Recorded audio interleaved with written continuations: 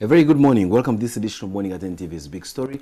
My name is Simon Kasiati. It's the 16th day of January 2018. We are now looking at the year ahead of us. We've only just done 16 days, and there is plenty of days ahead of us in excess of 350. And the question we are asking ourselves this morning, can we take an over-the-horizon look at what will possibly portend in the way we associate, we deal and relate with the politics around us, the economy around us, and even our social interactions as a country in the year 2018. So this morning, we're going to play the role of a bit of a seer to try and literally see beyond the horizon and see what will look like 2018 as we go forward. Now I have with me Bernard Sabit, who I'm told has won the contest of being the resident witch doctor, to be able to tell us exactly what will happen tomorrow.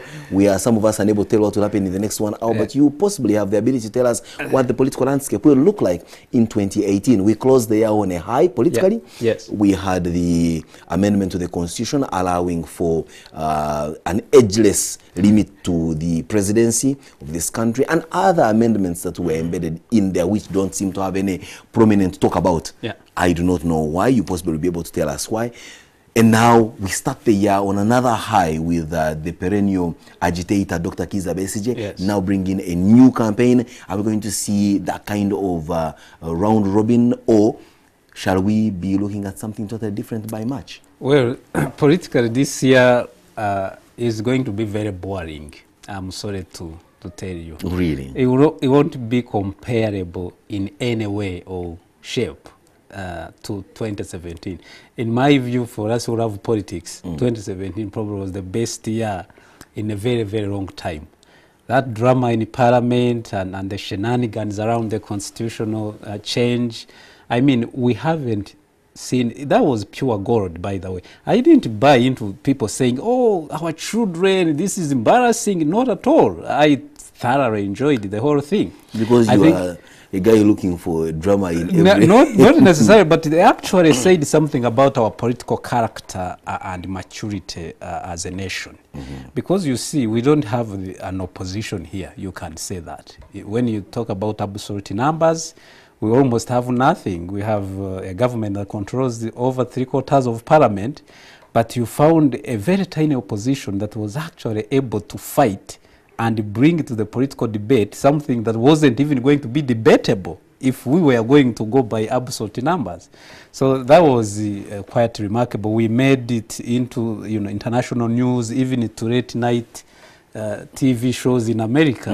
Who would have comedy outfits like Trevor Noah and others? Exactly. So who would have expected that? So 2017, I think, 2018 was going to be very boring politically, and that's why now the political astuteness of Mr. Besigye now has come to the fore. He has realized that he has to find a way to remain relevant, and that's why he has started doing what he has been doing. So he's going to start running around with the police. You know, the police has a phobia of him. I think he have a Besigye phobia exactly. kind of arrangement. So while Besigye has got a police affinity. I do not understand how they get into his head that they can even know what he's thinking, and they take ages to resolve a simple crime matter, which is supposed to be their job. So he has understood that in order to remain relevant as the opposition, he has to tickle the authorities. That's the whole idea behind what he's trying to do. Otherwise, if he was to sit back, this was going to be a very boring year politically. It's not an election year. The regime has almost achieved whatever it wanted to achieve. Politically. We know that Mr. Museveni is going to be on the ballot in the next election. I'm not sure when. Is it 2021, 2023, or who knows? They've been this... If at all. I mean, if at all.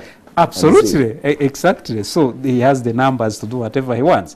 The MPs are not going to face the voters in 3 years, as we had expected. So they are going to be saved from attending endless funerals and paying fees for children they didn't sire. It's a funny time to be a politician in 2018. So they are not going to be going a lot to the villages because they know they have at least 5 years to think about the next election. And this is a loss for the villagers because there's going to be a lot of thirst down there. Trust me. Wait a minute, so the politicians always present some drinkable. You know the drill. I was there. So I know how you came back battered and weather beaten. So Bernard, how about on the economic front? I mean, well, we're already going through the usual anticipated January blues. Yeah. January seems to have about 60 days in it. Now we are maybe somewhere around 30. yeah. And the economic outlook was, of course, we ended the year, everyone saying, oh, the economy is so bad, there's poverty. People who expected to rake in such a huge sale over the festivities did not quite register as much as they expected. Yeah. Do we see this going to take a downward spiral, or do we think that there will be a magic bullet coming in from the fiscal policy makers to ensure that, you know, there's some money back to the pockets of citizens? I think when you look at the trends of the economic growth over the last few years, I think last year the growth was capped at about nearly 4%, which is not excellent, but which is also not very bad in terms of the absolute terms. But you know, we are talking about real money in people's pockets. You know, sometimes these GDP I mean, I was figures going to and tell me economic 4%, numbers, but that's nothing. you As know, long as that's they don't have nothing. money in my People pocket. have to have money in their pockets. And you know, UBOS released the report late last year showing that the number of poor people, or those falling under the poverty line, had increased dramatically compared to the last time they had done the report. And they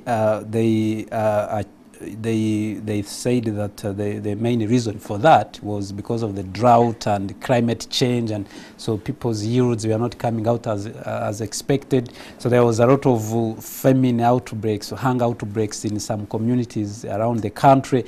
We had a very, very weird situation where World Food Program trucks headed west. That has never happened as long as I can remember. There was famine in Ibanda. Imagine that. Isinjiro, rather. People in Kisoro, where I come from, were crying. In Bushenyi with their matoke, what happened? There was serious food shortages even in Western Uganda, something that really has never happened. So this year, I think probably the authorities have learned a thing or two. They are going to try to buttress, to catch in the bud some of those situations. And I believe that, but still poverty is a serious problem in this country. And we are still a very poor country. I always remind people, when they are looking at numbers, to remember that the United Nations still considers Uganda as one of the poorest nations in the world. We are down there at the bottom. I think the last HDI, the Human Development Index, placed us in the last 60 or so nations at the bottom. So we are still a very poor country, and we should never forget that. So when you are talking about people living below $1 a day, even if we only have 5%, now it's 27%, that's a huge number of people who are not participating in the money economy. $1 a day, Simon, I don't know how many dollars you brew off just coming to the station here. This morning, you've been having had breakfast. I'm borrowing dollars now, internet data. And exactly. All that. So imagine having nearly consuming AC. In terms of, nearly a third of the country not being able to consume or to spend up to $1 a day. That's about 3,600 shillings. That's terrible. It shows that we are almost in the gutter economically. But also, on the other hand, we are also a well-fed country, as you would say. I mean, people are not going through wartime also. Yeah. And that would possibly give us some bit of prospect to say we are in peacetime largely across the country. Yes. And that should be ground enough for us to engage in economic activities that will then perhaps pull us out of that poverty quagmire you described. Yes, but the fundamentals of the economy must be strong to enable that prospect that you are talking about. And the government has done very well. Actually, I've been traveling across the country towards the end of last year. And I was surprised, actually, when Mr. Museveni is talking about the infrastructure transformation of this country. I think he has a point. A lot of roads that used to be impassable a few years ago have been done. I think farmers now can be able to move their production from the gardens into the market. Is it farmers that move them to the market? My problem is you middlemen who go around fishing from the farm gate. You buy an item at the price of a song at the farm gate, you have an incredible road, take you to the market, and then you multiply that by 12. But that's a production It hurts me when at my farm gate, milk a litre is 500 shillings, and to pick it up from a chain next to my home, that's Capital Shoppers, I pick it up for 2,500 or excess. Yes, but that's trickle-down economics are brutal. You know, the value chain is brutal. It's never fair, unfortunately, and we are in almost a laissez-faire economy without any regulation. Without any regulation. But I'll take you to the politics once again. Yeah. We looked at parliamentary politics and the like, but also we've got the politics that relates to regional integration. Yes. Foreign affairs, our relations with our neighboring countries, we start from there. We've been hearing of not very good relations between ourselves and Rwanda, but also news coming in at the beginning of the year is that there have been concerted efforts between Rwanda and Uganda to try and stem the relations. Kenya just came in from an acrimonious election. They have not yet formed government per se, but we have a number of projects that are linking us together, like the standard gauge rate and the like. Sudan always remains, a ticking bomb on the other hand. So Somalia question hasn't really been sorted out completely. Magufuli, yes, he is a good neighbor. Kabila is continuing to have his own challenges. The people are demanding for an election. Yeah. How are we going to stand this year, in your view, in this space called the East African region? Uganda is considered an island in the middle of a very turbulent region. Because we've had peace relatively over the last 10 years or so, since the LRA was pushed to the middle of nowhere. I hear now there are probably a few hundred of them left. So because of that situation... Don't undermine the ability to recreate. Because of that situation, Uganda, we have really been overburdened for being that peaceful island amidst a turbulent region. So every situation that happens with our neighbors, we always bear the brunt, especially of receiving refugees. Over about 1.2 million Sudanese are already living in Uganda. I don't know how many more we can take in. I was in Yumbe and Adjumani in December. And, actually, I don't even believe those official figures are correct. I think probably there are many more people coming in, because there are a lot of those who do not come through the official channels, through the registration and all of that. And then we have the potentially volatile situation in the DRC. If Kabila hangs on as he looks set to do, it's likely to be a very explosive situation, and where most of those people are going to run to. I am from Kisoro. I understand that situation quite well. That is going to likely be a very serious situation. Then our relations with Rwanda, I really think that the adults in the room can step up very quickly before anything goes beyond what it is right now. I do not think we need any conflict with a very otherwise friendly neighbor.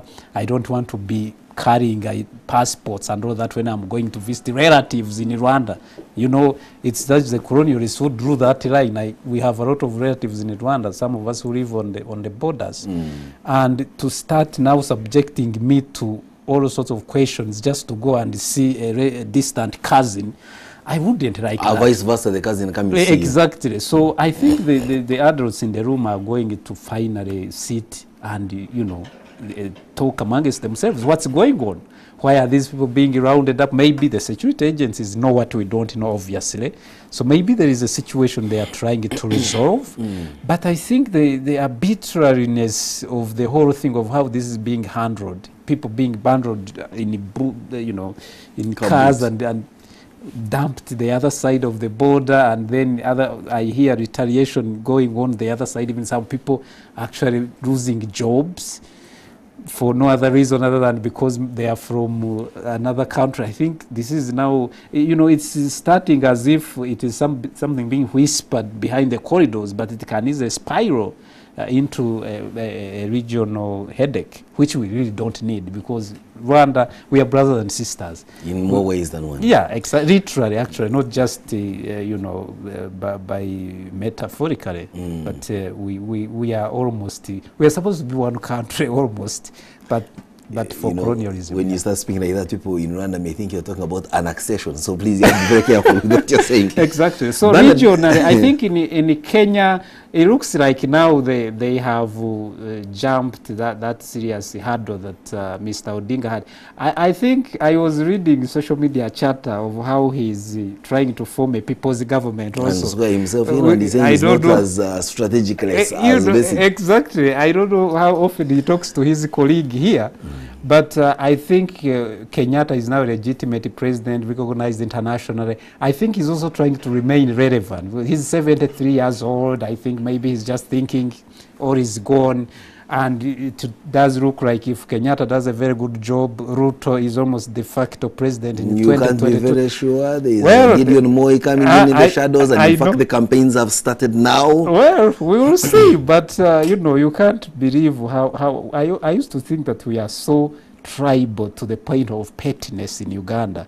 But these neighbors of ours are almost making me rethink my You may proposition. I don't know what has taken you so long. Because some people I know from the so-called, those gangs, tribal gangs with powerful interests behind Kenyatta, I'm beginning to hear that they are saying, no way, you know, somebody can't be president unless they are from this side and that side. I hope they'll overcome that, though. For a 21st century nation that is almost the hub of the region, to still be doing things like that, making a policy based on that, it's quite shameful. Maybe that's where the mojo is. You have no idea where the strength of a building I don't can know. be. We will see. Bernard Sabitori, it's a pleasure picking your mind and listening to you make these predictions. Gives us an insight into what 2018 will look like. At least we are glad that, yes, it will be a boring year politically, but it doesn't portend gloom and doom as some people always want to be. Yeah. Let's take a breather. When we return, it's more quality programming here on Morning at NTV. It's been a pleasure having you listening in and watching in into the big story this morning. We'll meet same time, same place tomorrow for yet another conversation. Good morning.